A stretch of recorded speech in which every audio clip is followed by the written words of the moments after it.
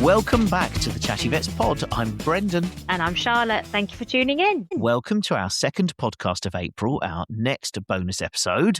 We're changing things up a little bit today and releasing our first episode within a new series we're starting, a survival guide to GP practice. Yeah, this is very exciting. So we know that we have a lot of vet students and new grads who listen regularly to the pods, as well as professionals who might have had a career break and have then come back into the vet world after a bit of time off. So we wanted to focus a little mini series of bonus episodes scattered across the next few months to chat about how we would recommend to survive in the crazy world of GP practice. So today we're focusing on the very beginning of our careers in the GP world, from what to look for in your first job, the definite musts and absolute no-nos, how to survive your first month working in practice. Yeah, we're looking forward to it. So, but just before we get stuck in, for any of you that can see us on video, and Brendan is sporting our absolutely fabulous new scrubs.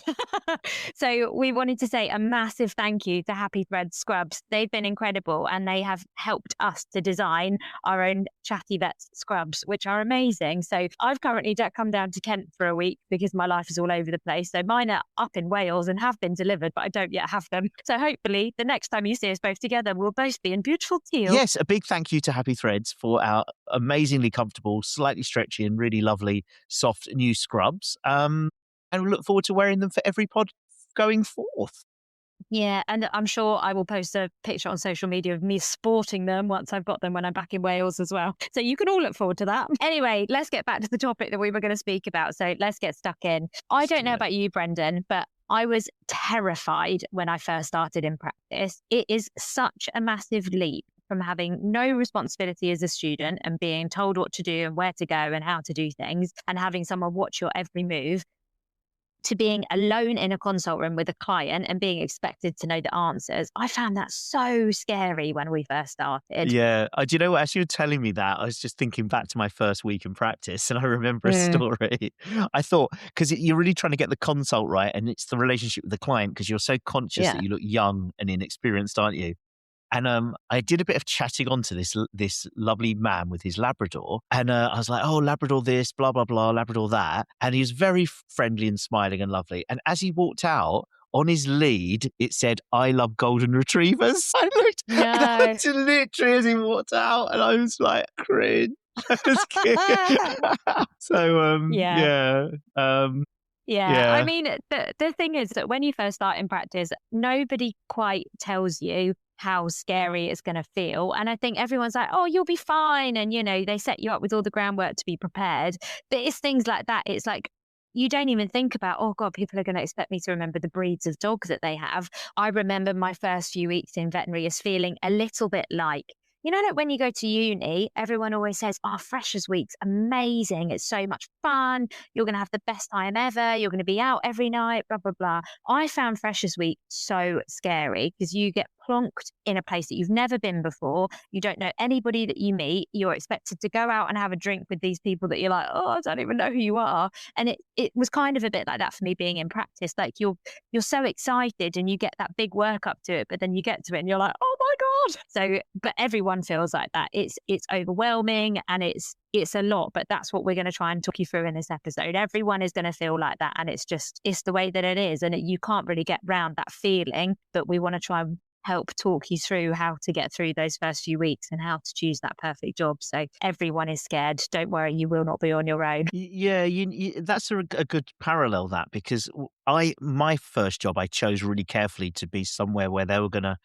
kind of baby me, really, and nurture me. And so then, because I felt like I was a baby and I felt like I was being nurtured, I actually felt okay because I didn't put that expectation on myself that I was going to be like, you know, super swish and get everything perfect. So I think it was like I had every other appointment and had, obviously the reception team would have been, without me realizing it, probably making sure I had the nicest people and the best consults. So I didn't have too much pressure. But yeah, it's the environment you choose, isn't it? I think a cold clinical place where it feels much more high expectation would be a horrible place to start your first job, I guess.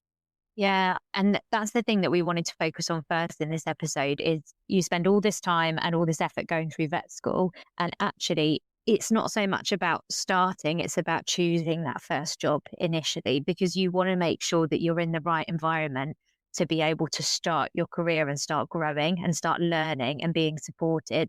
And, we all know that the dropout rate in veterinary is huge. We know that mental health can really take a toll. We know that burnout's a big thing. And the biggest thing that we will say, and we will discuss a bit more in this episode, is you need to support yourself in your first job, and you need to make sure that the job that you choose is going to support you, because that support is the biggest thing that you need. When I chose my first job, don't get me wrong, the practice was amazing. I loved all the people there. I learned a hell of a lot. But the reason why I chose that job is I'd done loads of EMS there, and I learned loads because they were so busy, which was great because my exposure was massive. But because it was so busy, I burnt out. So I got a year in and was like, I can't do this anymore because it was too much. So I ended up moving on a year after I'd qualified to somewhere different because it just got too much. And I think that now looking back, I'm almost glad I had that start because it sort of projected my career a bit quicker. But I was doing bitch pays on my own on 2-3 days into work, and that's not normal. It was just I was working in that kind of crazy busy practice. But if I could turn around and do it again, maybe it would have been nicer to have been somewhere a bit more chilled and been able to take the time and have more support and more check-ins with my mentor and all that sort of stuff. So it's, there's never going to be, there's never a perfect job, don't get me wrong, but I think it's really worth taking the time to think about, if you get offered a job, what do you really like about it? What are the pros? What are the cons? And really thinking it through rather than just being like, oh my God, they've offered me a job. Yeah, let's take it. So, but I mean, in terms of what you think actually matters when you're looking into a job, Brendan, what do you reckon would be your top tips in terms of things that you would really want a job to be offering you when you're looking for your first job as a GP vet? This is a very long time ago, but yeah, I think I suppose looking at it from that perspective, it's just a relationship. It's about the team around you, isn't it? You don't want them to be all jaded and negative. That's so hard to achieve now, isn't it? Because I think there is an element of being of everywhere being a little bit understaffed and jaded. But if you're their fifth new grad in 4 years, I would say that even the most enthusiastic and helpful staff members aren't going to be quite as obliging to you because you can only be supportive so much. Yeah, high turnover of staff is a massive red flag kind of issue, isn't it? And you're looking for that kind of kindness, and you're looking for a slightly, in stark contrast to you, I chose a really quiet first job. And I remember we used to go out so much at the weekends. We used to say that the weeks at work were where we recovered. But I wonder if those days have gone a little bit, and it's just it's more busy now. Yeah, yeah. I think it's in terms of like big green flags that you'd be wanting to look for in a job. I know any practice that you qualify into now, you should have a specific GDP advisor, but making sure that you have someone that you can have regular mentor checks with once a week, once every couple of weeks, you have a sit down with that mentor and say, how am I doing? What can I do better? Blah, blah, blah. Having someone scheduled with you on your surgery day so you're not expected to be there on your own from day one. Choosing a job that is more about team culture and the environment that you work in than about all the bells and whistles that they have in terms of the equipment, and sort of on the same page as that, choosing a job for the support you're going to get and the team environment and how it feels when you're there, how much people enjoy the work rather than how much you're getting paid. Because often a lot of the jobs that have a higher salary are having to offer us a higher salary for a reason, because a lot of people aren't loving it there. Having a job that's going to give you a fairly good CPD budget, so it's going to support you into further learning, and to sort of, if, for example, you're struggling with dentals and you want to go on a dental CPD, are they going to support you in doing that? It's asking those kind of questions. You want someone that's going to support your learning and help to cushion you and help you grow. In terms that you spoke about like red flags, what do you think would put you off a job? What attributes of a first job would make you think, no, I'm definitely not going to do that as a new grad? If you're too busy, you haven't got time to go back over and self-reflect about the cases you've had. I think there's an optimum somewhere in the middle where you don't want it like a quiet branch practice where there's next to nothing. And I think then what happens is, if it's too quiet, you get more stressed by the big things that come in.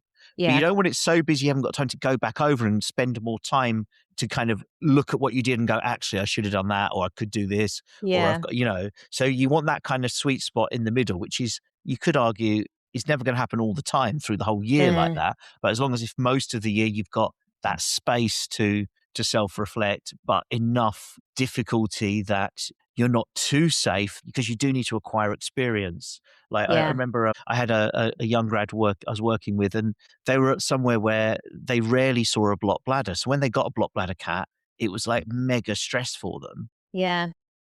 I don't know. It's probably more of an ETC kind of situation. But the point is, if you have something every month, then you'll get better at it. Yeah, exactly. For me, it's that if you've been to a practice on EMS and you've been and seen how it works, then you sort of get the vibe as to, if you're rushed off your feet all day, every day, and you're loving it on EMS because you're like, oh, I'm getting to do loads and I'm learning so much, just take a step back to think, okay, if I was actually the vet in this situation and I was having to do all the consults, do all the surgeries, write all my notes, call all the owners, like work out what the hell the lab results mean and then talk to the owners about it, set up a referral for a dog that's really unwell. If that was actually you, are you going to get time to breathe during the day? Are you going to be able to eat lunch? Are you going to leave work on time? Those things don't really bother you as a student because you love the learning. When you're working, it gets very tiring very quickly. So just think about it. And if you haven't been on EMS, ask to go and just shadow someone for a day and just say, just get the lay of the land. Are people running around like headless chickens, or are people on their phones not doing anything? You don't want either of those. You want to be somewhere in the middle because, like you say, you want enough caseload where you're learning, but not so much that it's actually inhibiting your learning because you can't work out what you're doing right and what you're doing wrong because you get no reflective time. Other things for me in terms of red flags would be sole charge. You should never be expected to be sole charge in your first few months as a new grad. That's crazy to me. So if a job is expecting you to do that, that is not the right job for you. If they're not giving you a named mentor, if they're saying that they're too busy to give you regular checkbacks with that mentor, or they're saying that there's not going to be somebody else around when you're consulting to be able to give you a hand if you've got questions. Like Brendan said, they've got a really high staff turnover, so people aren't wanting to stay in that job. And one of the big ones for me is, yes, salary might not be the biggest thing when you're applying for a job in the first place, but my thing that I hate about when I hear about new jobs that are coming out is if they do unpaid overtime. If someone is expecting you to work past the hours that you're contracted to do, for me, that should always be paid. And it's not always the case. So it's something I would ask, because you can say, I'm very happy to stay if something runs over and I'm in theatre, or I've got a really sick case and it's not stable enough to transfer. Absolutely, that's part of our job. We have to stay till the job's done. It's just one of the things that we have to deal with as vets. But you should never be expected to be doing that unpaid. If you're working 13-hour days because you've had to stay late for a certain reason, you should be getting paid for that. I was going to say there is a little bit of is it quid pro quo about that? If you're also getting loads of support when it is quieter at times, and then once you're asked to stay late to help out, there is a little bit of your boss will probably be quite, if you're then saying, oh, I want overtime. So you have to look at the whole picture. If it's a regular thing that you're doing extra work and you're busy all through the day, then obviously, yes, it's really important that you're treated fairly. The other point I was going to make, which was quite a big point, is don't focus too much on what it says on paper, because every job I've had, what it says are your hours, what it says are what they're going to provide you and things. There's a huge discrepancy between what they say and then when you turn up and do the job for 5 months, what you experience. And I don't think you can know for sure. So you can do what you can to try and work things out, because, when you turn up there, it might be a quiet day. It might be a busy day. You might get the wrong impression. You can look a little bit through the diary to try and get a feel. Is this a normal day? Is it not? But I think ultimately it's talking to the staff and then getting the feedback 100%. and really listening to them. They will give you the clues and read into what they're saying, because they might kind of say things, indirectly. Yeah, 100%. To give you the impression. Yeah, and it's that nursing team usually, because they know what's going to be demanded of you. In the end, it's the nursing team that suffer when you can't, when you're not doing, you're not able to do the job. So having those little chats. Yeah, I think it's really important. I mean, obviously, you're going to be speaking to the boss about the actual job and what they can offer you and all that sort of stuff. Speak to the rest of the team, like Brendan said, your nursing team, the other vets. Get a feel for how happy they are in their job, because if you walk in somewhere and everyone smiles and everyone gets on really well, that tells you, ding, ding, ding, great environment to work in, everybody loves it. that is a massive thing. How are people when they're at work? If everyone is miserable and hating their life, it's probably going to mean that you're going to be the same in a few months' time if you take that job. So, yeah, it's just getting the vibe of how everyone feels working there as well is a big thing. People are saying, "Oh yeah, I've been here 6 years and I love it. I don't want to move." Great. There's obviously a reason why they're staying. So, chatting to the staff that work there is a massive thing. The reception team are really good at that as Yeah, well. And the other yeah, thing you can find out from the reception team, which is really helpful, is whether you always have a lunch break, whether you get out on time. mm, Or then they'll yeah, be like, God, no, the closing time's 6 o'clock, but no, we always have to expect it to stay late because of if something comes in, it needs yeah, working up. You'll get all the little inside information from the staff. So you need to engineer a way of talking to them, yeah, yeah, without the boss's ear, so you can get yeah, get the lowdown. yeah, Do you know the yeah, other thing we said about staff turnover? I can always pick it up within 5 minutes at a new practice because if there's a high staff turnover and you walk in the building, everyone just looks past you. No one thinks twice about you. But when you go somewhere where you're going to be the new vet starting, and they're all like, "Oh, who's it going to be?" You'll yeah, feel this intensity around you, won't you? Like yeah. everyone's That's very curious true. about you. I think Yeah. that's a really good clue, isn't it?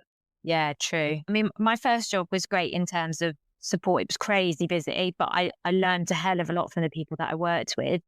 But from my experience, there are a lot of people that get thrown into jobs where they are sole charge way too early. I mean, I don't know if I've ever told you the story, Brendan. I think I probably have, but there was a girl that called, I think she was working for, I won't say where, but she was working for a corporate practice and she joined their grad scheme and she had been put sole charge. And from what it sounded like, I think she was only a month or two qualified and she was on her own. And what had happened is she'd had this emergency come in, had absolutely no idea what to do, had panicked and was trying to call round different practices to talk to another vet to say, what the hell do I do? Anyway, I ended up answering the phone. I was locuming in another practice, like, I don't know, 20 miles down the road.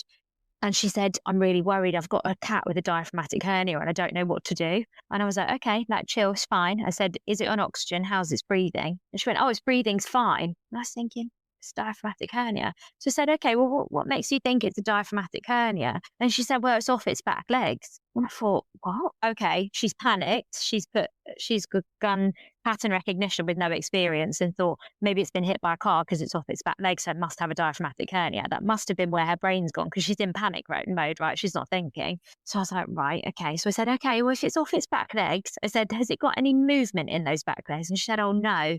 And I thought, oh, okay, I think I know where this is going. I was like, right, can you feel her feet? I said, has she got any pain sensation in her feet? Are they cold? And she went, oh yeah, they're freezing cold. And no, I'm pinching her toes and she's not feeling anything. I was like, right, take her temperature. What's her temperature? She was like, oh, it's 32. And I thought, oh, this is a thrombus. So I was talking her through the fact that it's likely an FATE, a saddle thrombus, whatever you want to call it.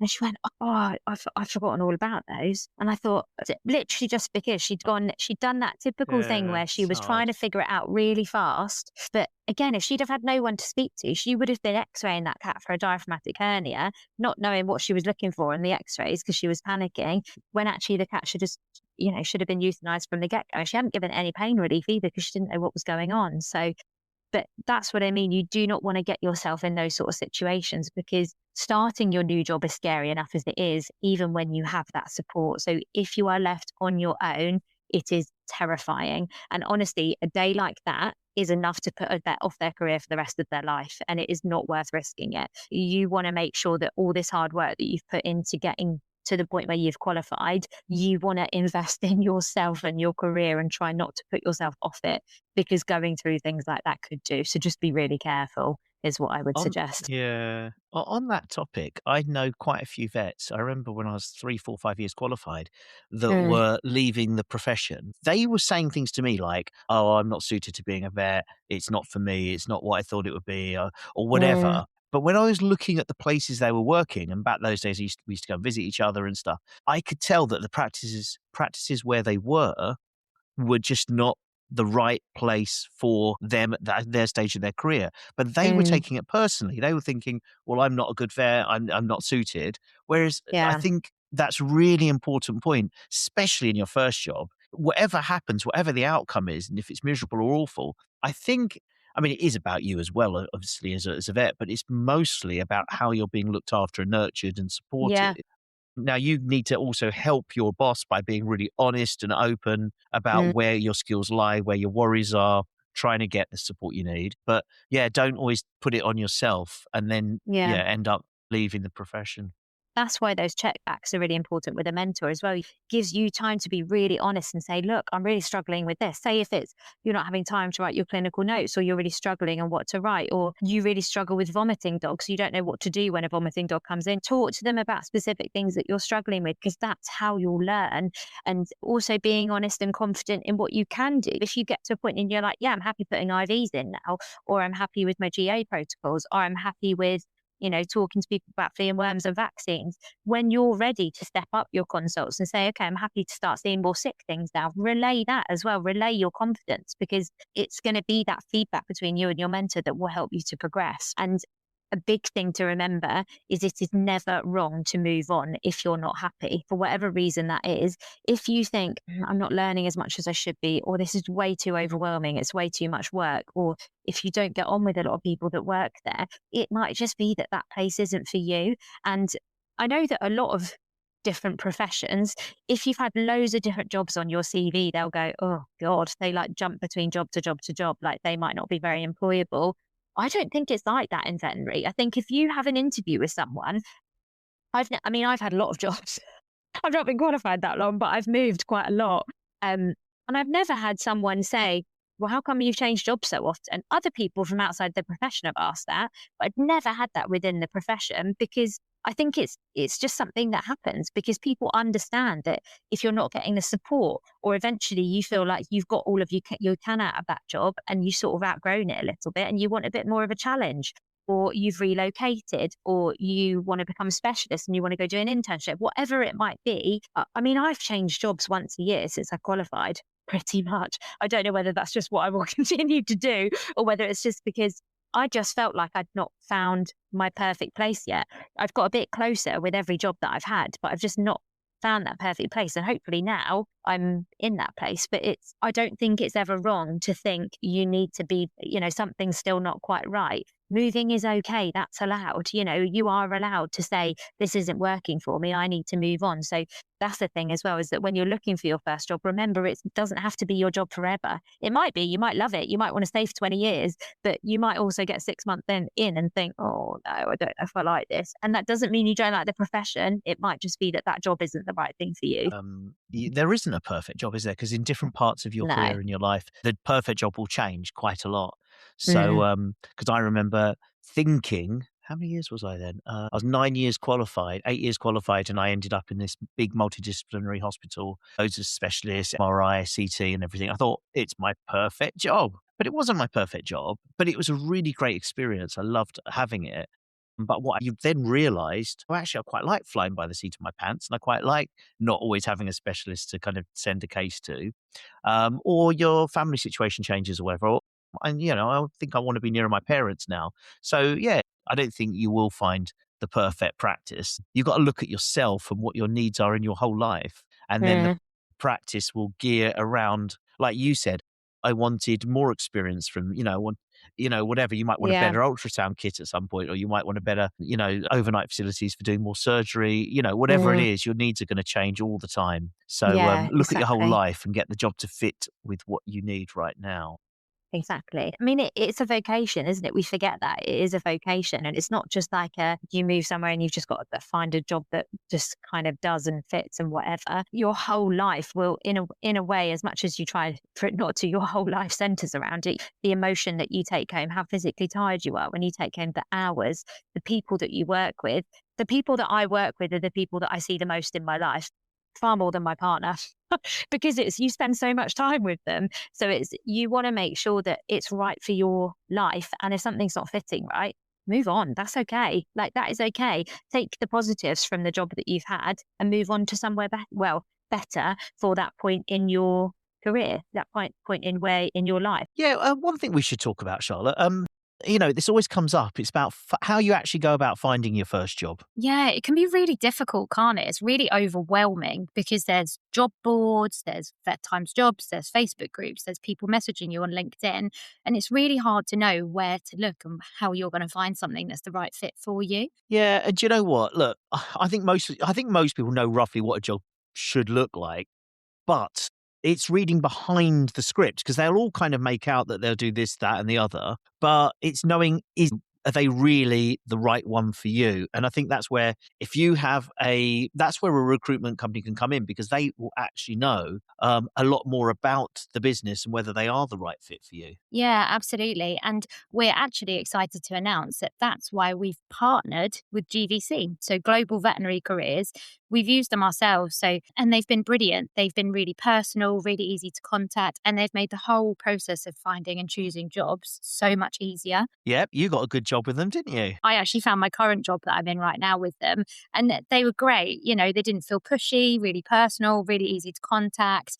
Any questions that I had, same day reply, great, like literally brilliant from start to finish. So Yeah, before I kind of used recruitment agencies, I used to think they were just a middleman and they were just going to get in the way. But actually, having a middle person is really good because you've got someone who will eventually know you, especially if you use them over your career, and who knows the recruiter, and you can get the right match. So yeah, it's not just a case of just firing random CVs out. It's kind of matching you up with the right job. yeah, they work with you and they find your corner for you. It's amazing. So it just makes your life so much easier. Makes you feel a bit braver because they can do all the arguing and trying to bring up your salary for you. And the other thing is, they can look broader than just this country. So if you're looking worldwide, I Mm. think we can be trapped in our narrow bubble of what we experience. But that's where a good recruitment agency will get you looking at other things you might not have considered, including working abroad. Yeah, exactly. So if you're about to qualify and you're thinking, actually, maybe UK vet med isn't for me, if you're thinking about Australia or New Zealand or Singapore, even, they have jobs everywhere that they can find for you. So it's really worth getting in touch with them. We've got a couple of links that you can go through for some more information. So if you are interested, have a little look at the link on our show notes and on our socials, because we'll pop everything up there for you. And if you do go through them, please use our referral code. So we have a referral code and it's called Chatty Vets. So all capital letters. And if you use that, then they'll know that you've come from us. So you'll be very well looked after. That helps support the podcast and it helps keep the podcast free so we can kind of keep doing this for you. Yeah, absolutely. Great. Everyone deserves a smooth first job search. So please do get in touch with them if you're interested. Absolutely. Check the link in the show notes.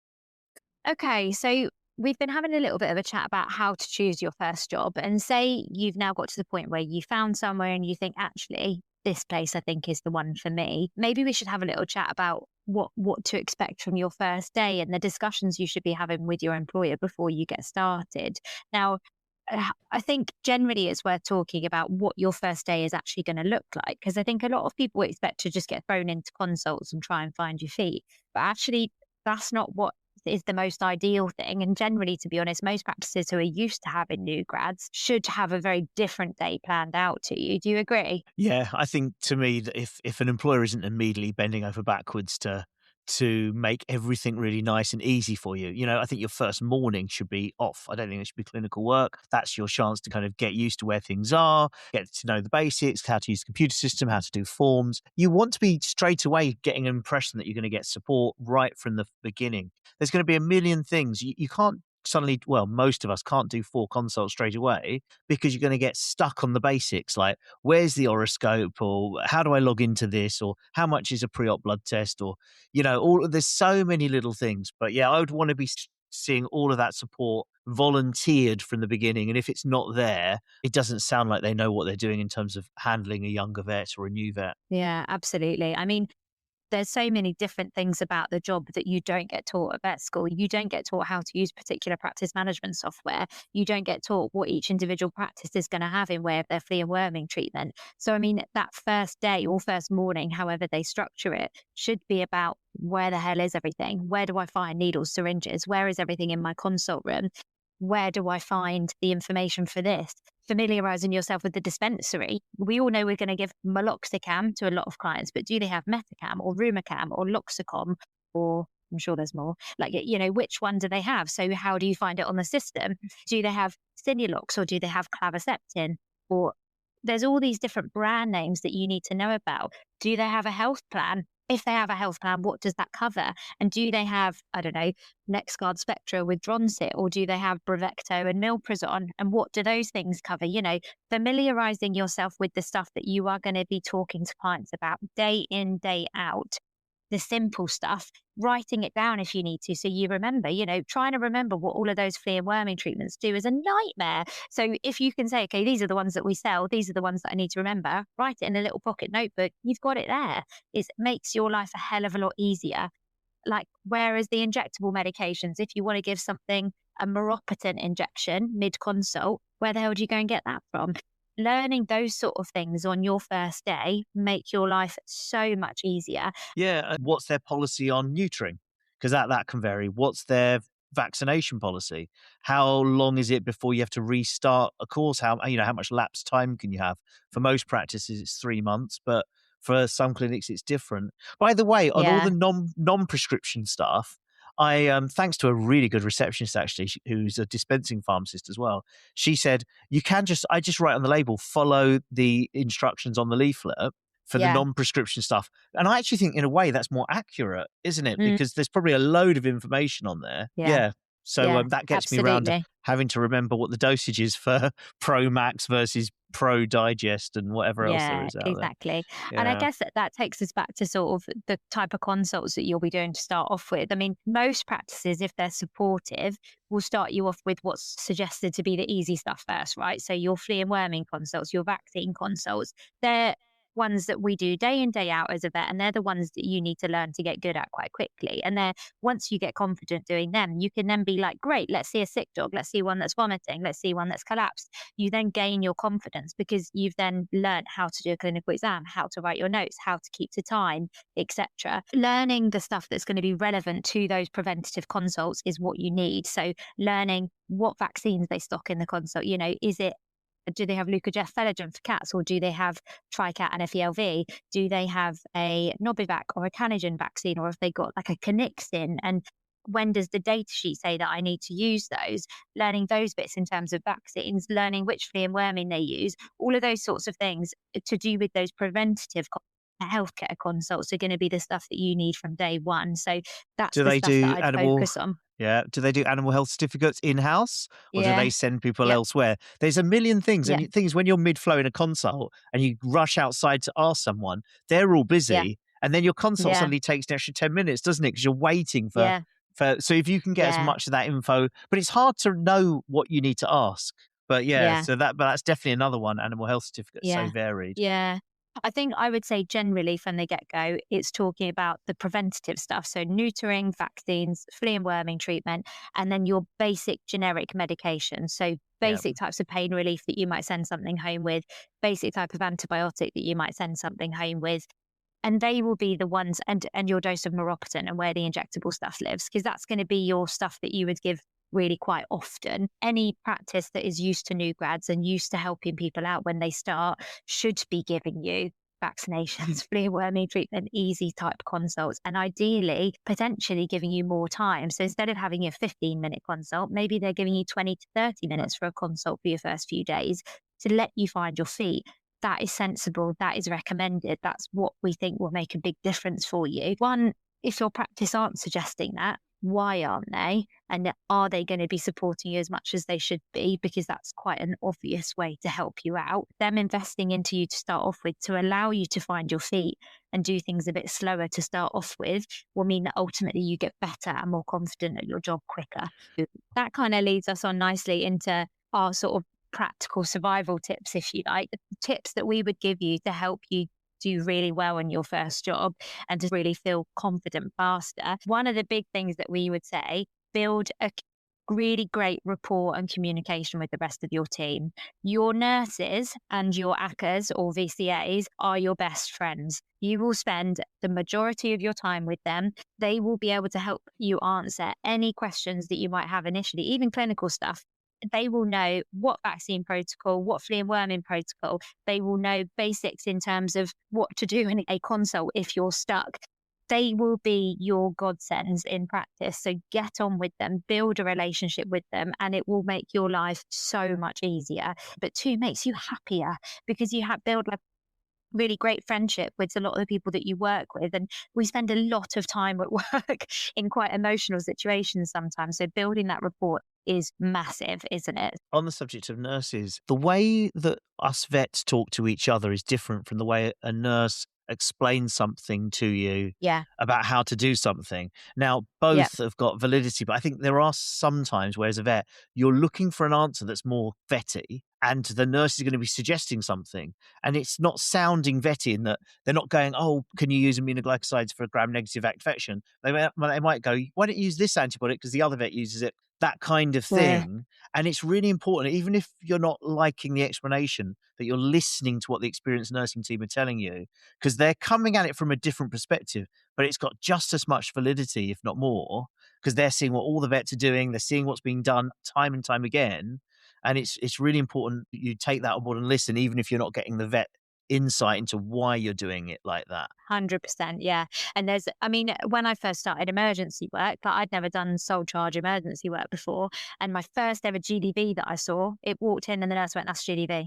Straight away. She hadn't even looked at the animal. And I was like, how do you know? She went, I just know. And it was.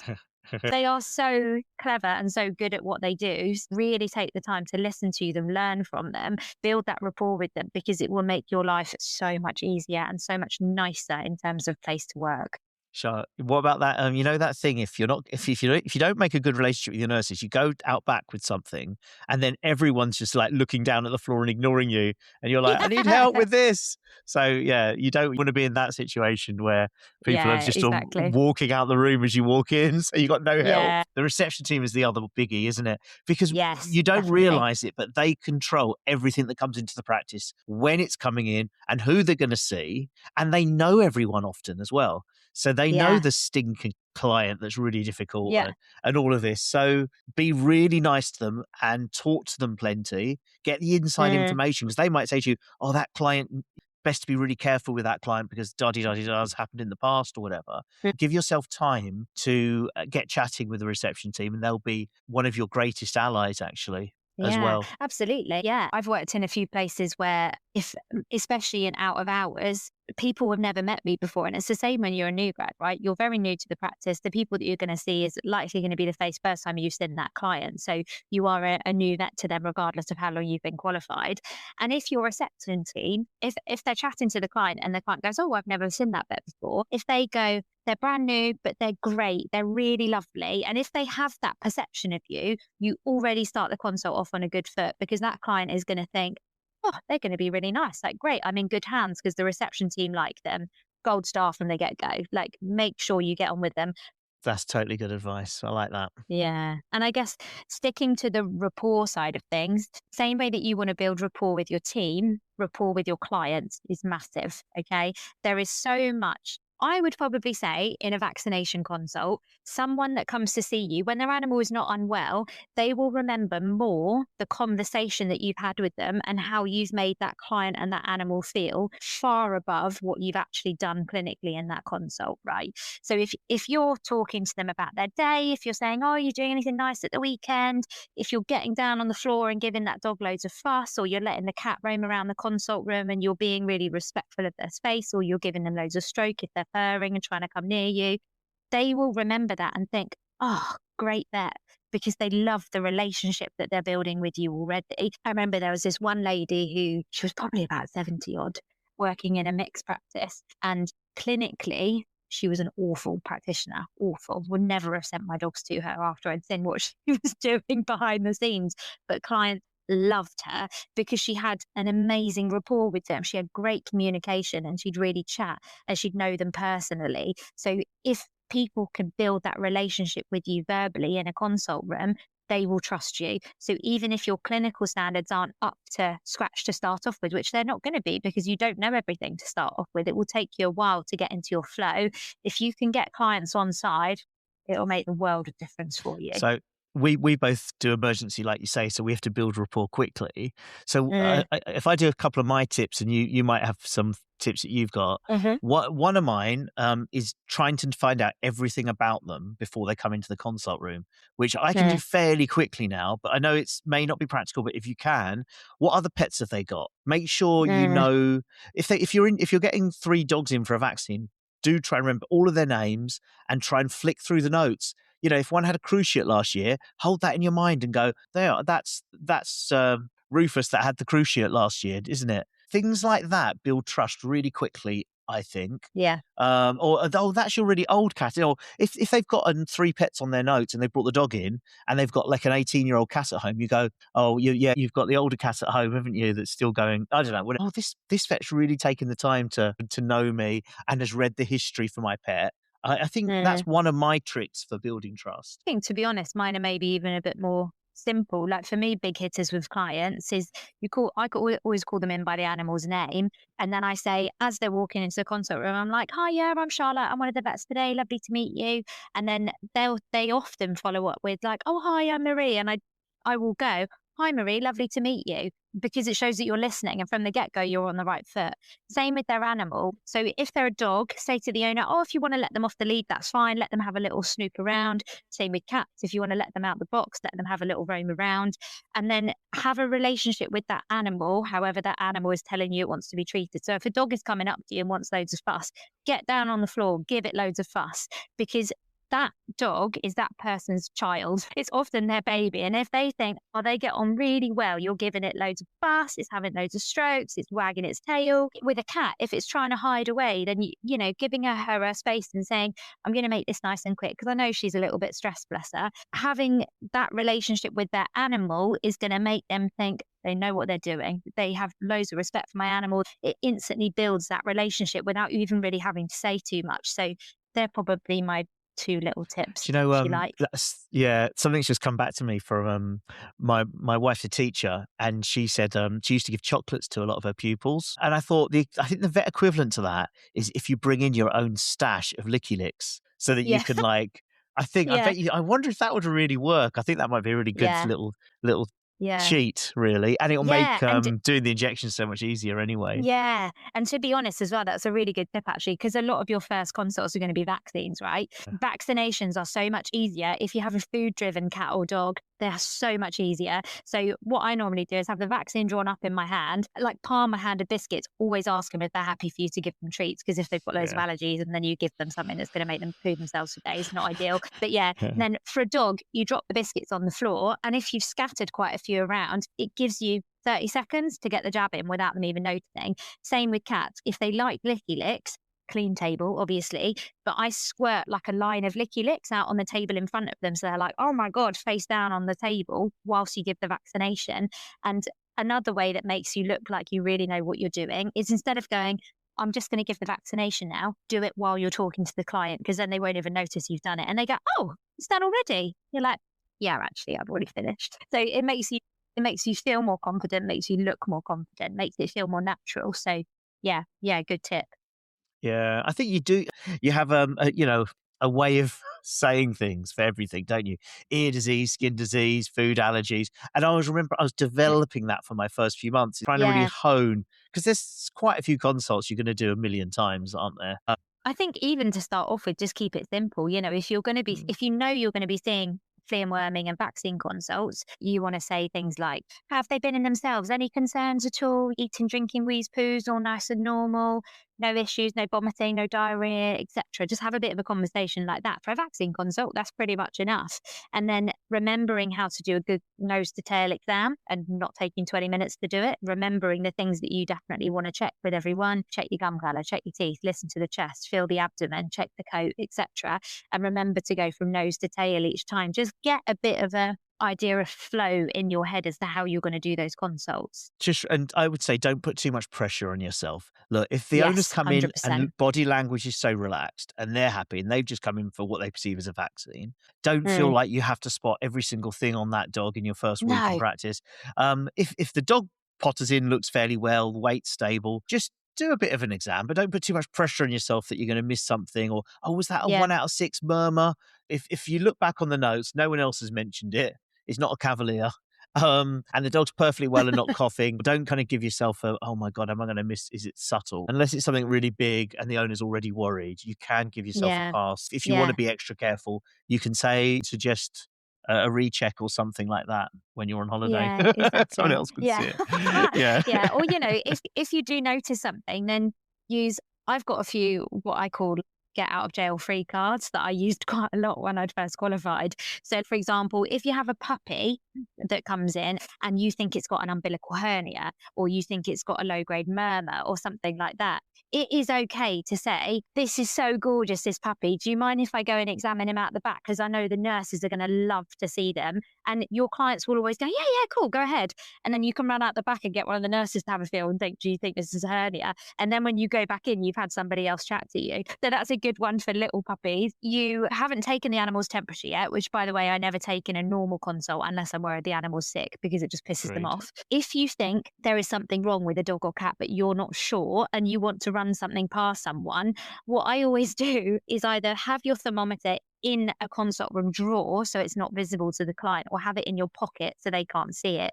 Because then you can say, my thermometer's just not in here. I'm just going to go and grab it quickly. Give me a couple of minutes. I'll go find one and I'll be back with you. Gives you a couple of minutes to go out and run something past someone else and say, do you think this is normal? Do I need to be concerned? Or I've used the excuse before of saying, I'm just going to have a little bit of a better look at this. There's better lights out in the prep room. So do you mind if I take them out the back? And they always go, yeah, that's fine. So you'll learn little tips and techniques that you can use, little phrases that still make you seem like you know what you're doing, but give you that out to get out of that room and think, oh my God, what am I doing? So, but then you're not doing it in front of the client. So yeah. Do you use anything like that?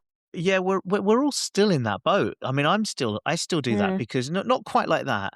But I tell you what I do now at my stage is, if I'm working somewhere new, the clients are invested in the vets that are already there, aren't they? So I will tend to say things like, I'll just chat this through with XYZ vet they already trust, so that they know that I'm being inclusive to everyone's opinions, and it's making my, the outcome for the pet dependent not just on my opinion, but everyone's. So, and I still do that now if we're in a practice where I'm not well known to the clients. And I think if you put it in the way of, I'm just not convinced that I'm that happy. I feel like there might be something going on, but I just want to go out and sort of run through some ideas with another colleague just to make sure we don't miss anything. If you say things from that point of view, you look thorough, you look like you know what you're doing, you look like you really care and you're just checking things out. You're not going, I'm really worried. I think there might be something going on, but I'm not really sure. So I just need to go and check with another vet. That's very different. If you say, I'm just going to go and chat this through with another colleague because I just want to make sure we don't miss anything, very different in terms of general tip for basic clinical stuff to remember. I'm not very good at remembering numbers, and I found it really difficult to remember all the normals. So to remember normal heart rate and rest rate and temperature for dogs, cats, rabbits, guinea pigs, etc. And even to remember what vaccine you give at what point, protocols, etc. Have a little pocket notebook and have them in your pocket, because if you have that in front of you, then literally just before a consult comes in, if you know it's a dog, you can just quickly look at it and refresh yourself. It's a really quick, easy little prompt, and it's just going to help you out, make you feel a bit more confident, make you remember that you do know what you're doing. So, and I still have one now for all my emergency drug doses. Yeah. Don't feel so bad if you don't know something straight away, because I've been a vet 26 years and there's still I got so used to looking at the side of the Milbamax box to remember what tablet to give, like when puppies, 1 tablet, 1 to 5 kilos, is it? I can't remember. And then 2 tablets for 5 to 10 and 1, whatever. And I'd often forget it. Or sometimes, I don't know, sometimes you just have a brain fart, don't you? And you forget. Yeah. So, and sometimes I go to a clinic and they don't have the little box, which has got the little chart on the side. Yeah. So, so having all those doses somewhere on a cheat sheet is Definitely pretty helps. valuable. A lot of the stuff that you're going to do to start off with, you're not going to be remembered for your clinical skill, but you're going to be remembered for your communication skill and the rapport that you build with clients. And we know that a few of you I'm really, really worried about that. And we actually had a really lovely voice note from a listener, didn't we? Susie that sent us our first lovely voice Yeah. note. Yeah. So Our she sent us first a and little voice note. only. So yeah. So Yes. thank you very much. And anybody else who Yeah. does want to get in contact with us, please WhatsApp voice note because we Yeah. love them and we're going to use them on the pod. So have a little listen to what Susie had to say. My name is Susie, and my question is, as a new grad, if you are in a consultation and you are completely stumped, or you genuinely have no idea, or you've forgotten something, how should you say that to the client, and how should you communicate that with them without being like, I have no idea? I hope that makes sense. Thanks so much. That's a great question, great. isn't it? Yeah, really good question. And I think I use those get out of jail free cards that we were talking about, saying that you want to grab a thermometer or saying that you need a bit better light. Well, in the prep room. as soon as you ask you a question, you're like, oh, I just need to get my thermometer. Run out the door. Well, I think it depends what they're asking you, isn't it? Say if they're asking you when is best to neuter your dog, for example, you can literally turn around and say, do you know what, being honest with you, I'm really new to this practice. I want to make sure that I'm going to give you the advice that's practice wide. So bear with me 2 seconds. I'm just going to double check what our policy is here, and then I'll be back with you and we can talk through pros, cons. If you're worried about something you've found, like if, I don't know, you think there's a heart murmur when it's not been documented before, or you're worried that a pet is sicker than it looks, then that's when I'd use those excuses like, I'm just not quite happy. Something's not quite sitting right. I'm just going to go run this past another colleague so we can make sure we're not missing something. Or say that you want to get a bit of better light out in the prep room or whatever it might be. Use an excuse to get the animal out the back with you so that you can run it past somebody else and have a better check of them. Yeah, does that make sense? Have you got any other tips? Yeah, and there's also I think now we've got email and WhatsApp and text message or whatever, there is an element of kind of going, it's actually a bit more complicated than it sounds. Can I just get back to you later today? And then just make sure you do. And, or there's a lot more to that question and I can go into it in more detail in an email. Do you mind if I send you an email about it? Yeah. I mean, you are not the only vet as a new grad that is going to be asked a question that you don't know the answer to.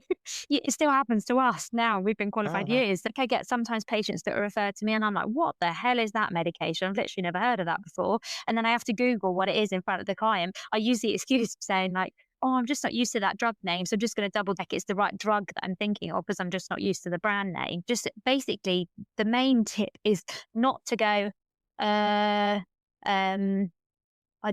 don't know. Don't say that because that makes you look like you literally don't know what you're doing. Just say, do you know what? I'm not 100% sure. If it's okay with you, I'm just going to take Barney out to prep and we're just going to have a little bit of a better look under some better light. I'm just going to run this past another vet as well, just to make sure we're not missing anything between the two of us. And then I'll get back to you. Is that okay?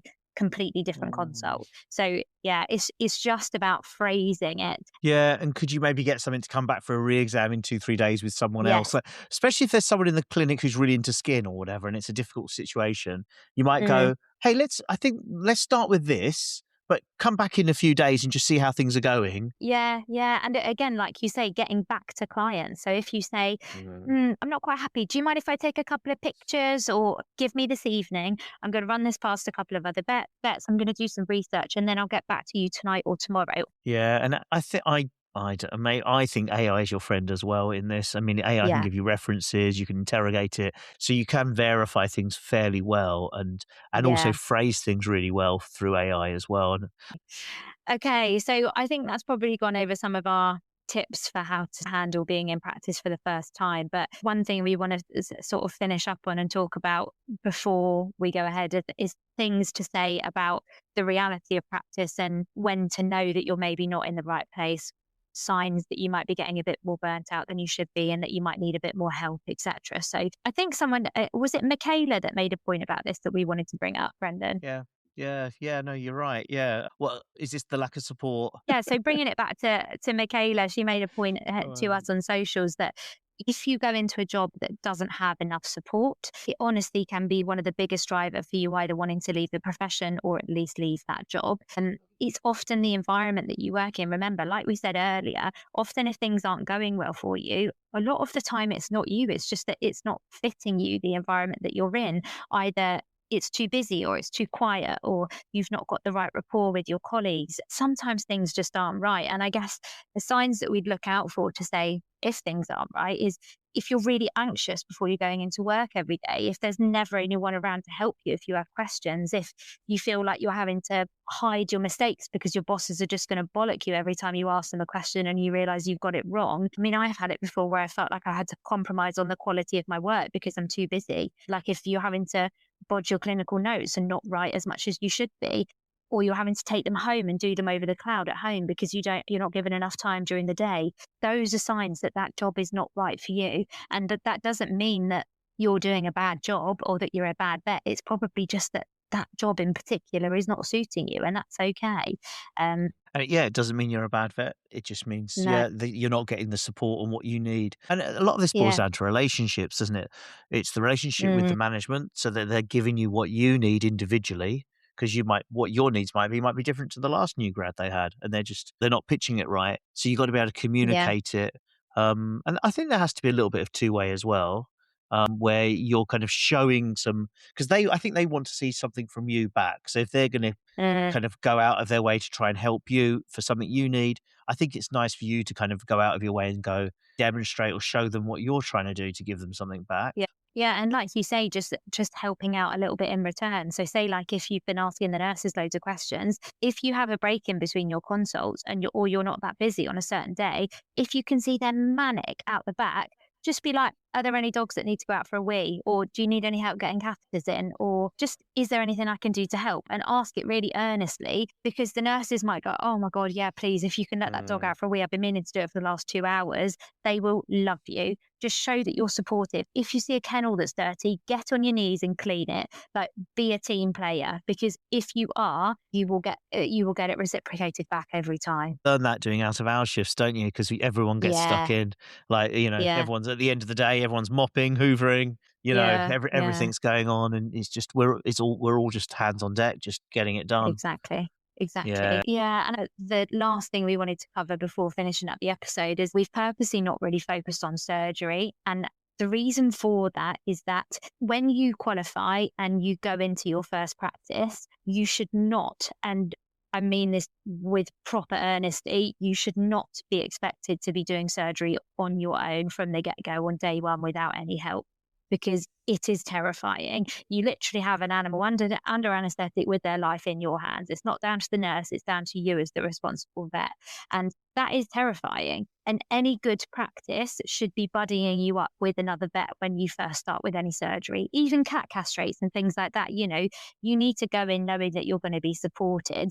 And one of the massive red flags for a new job for me is that if you are not buddied up with someone on your surgical days and you're expected to do surgeries on your own from day one, for me, that's not the practice that I would want to work at. So, and that's why we've not really talked about tips, etc., for surgery, because you should be learning that on the job with another vet with you. Yeah, it goes back to that relationship thing. It's a two-way communication, isn't it?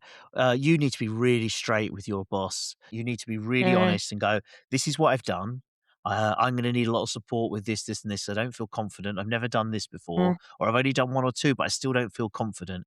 You have to have that confidence in yourself that, look, you're going to get there, but you also need to communicate that to the management. And if they aren't able to organize things around your needs, that isn't the right place for a new grad. Any practice hiring a new grad, there's a thing there, isn't it? They're paying less. They're getting someone who they're going to mold so that they know what they're getting into. They're experienced. They've done all this a million times before. For me, I was absolutely rubbish at surgery. I hadn't done very much at all. And I remember they gave me this massive stitch up and it needed about 40 stitches. And they were like, this is really good practice for you because you can do loads of stitches. And I still remember it now. And I did all my stitches and it was a low stress kind of op to do. And that's amazing. I look back now and go, that's so nice. This is what you need as a new grad.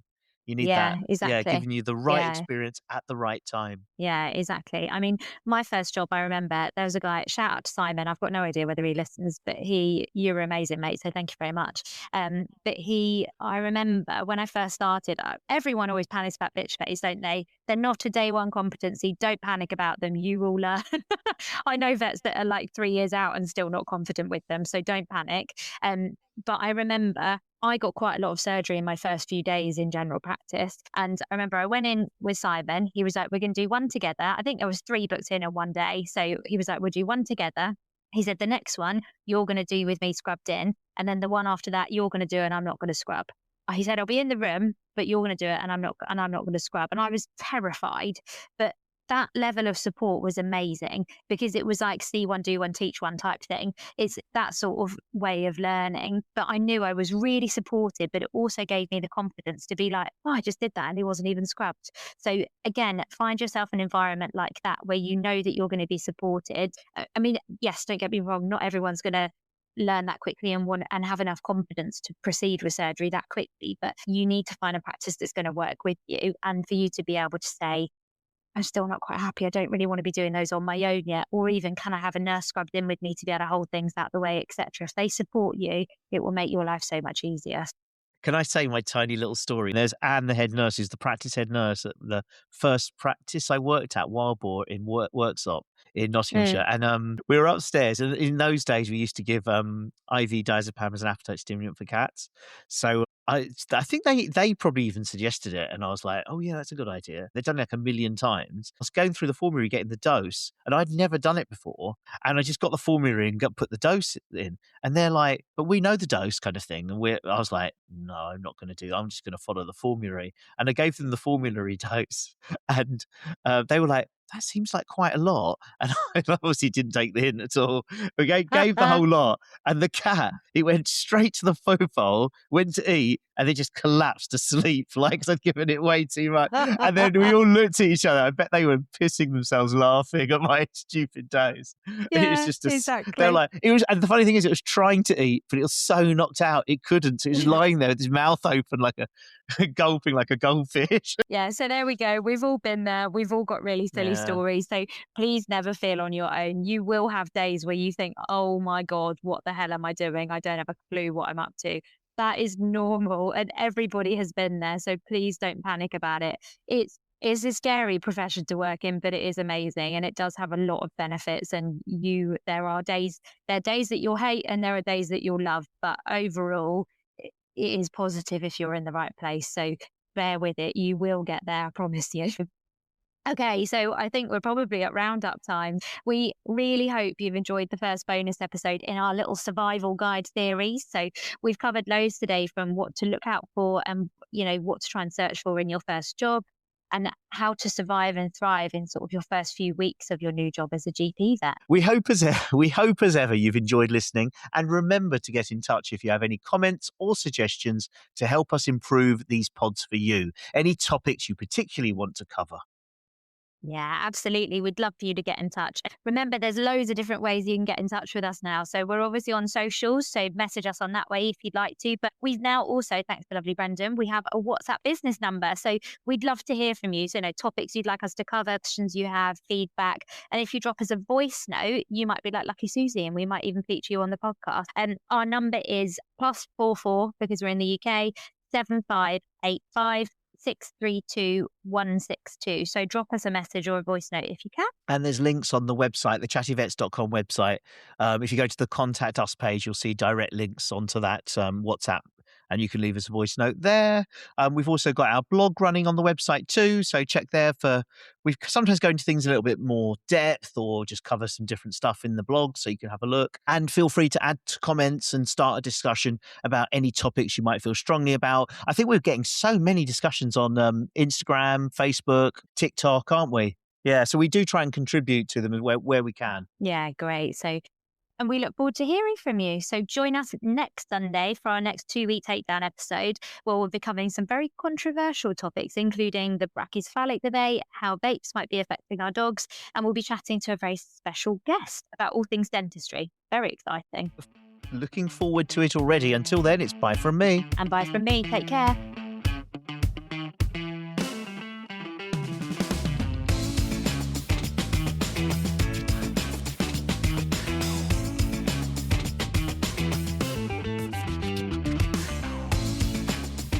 The content presented in the Chatty Vets podcast is intended for licensed veterinary professionals and is for informational purposes only. Views expressed are those of the host and guests and do not substitute for clinical judgment or individualised patient care. Drug dosages, protocols, medical advice discussed should be verified against current literature and manufacturer's guidelines. Class and its creators are not liable for any errors, omissions, or adverse outcomes resulting from the application of this information. Always consult relevant laws, regulations, and institutional policies in your practice. Listener discretion is advised.